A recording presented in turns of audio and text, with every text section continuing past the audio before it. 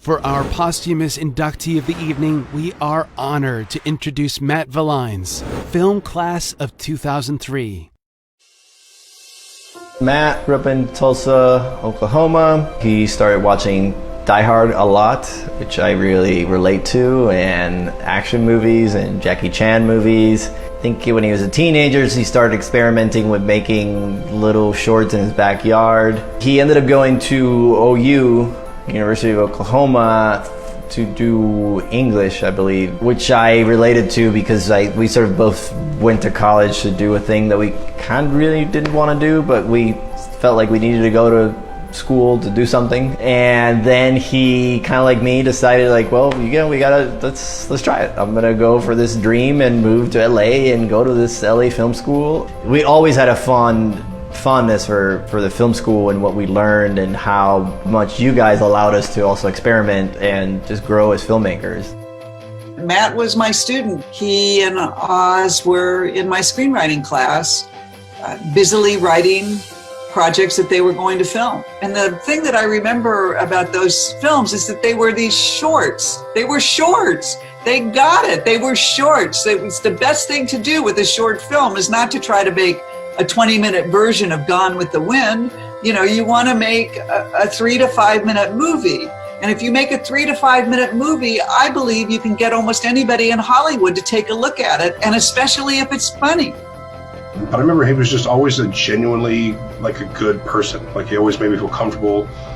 Whenever we see each other in the hallway, we just sort of greet each other and make a couple jokes. And we kind of had a shtick where I kind of played the incessantly positive, annoying guy, and he was kind of the straight-laced, straight guy. And we had little bits that we would do. He was just a funny guy.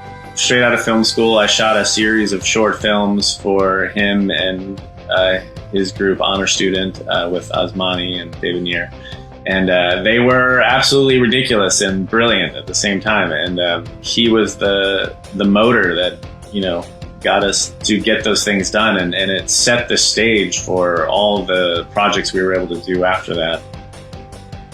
As a director, he was able to make people feel like they were in good hands, and they were, because he was a very competent and talented dude. We hit it off as friends, and we both had this ambition to make something.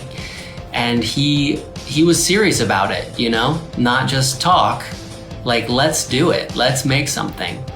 And so he had the will to direct, he and Oz, and the equipment from the equipment room, and I had a couple of ideas. So we teamed up and we made a 12-minute comedy sketch. The day of the shoot, one of the actors didn't show up, so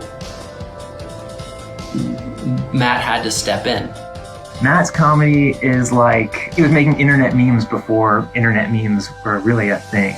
What he had done going from the LA Film School to Funny or Die and SNL is super impressive, but if you knew Matt, not that impressive, because you knew he was destined for great things.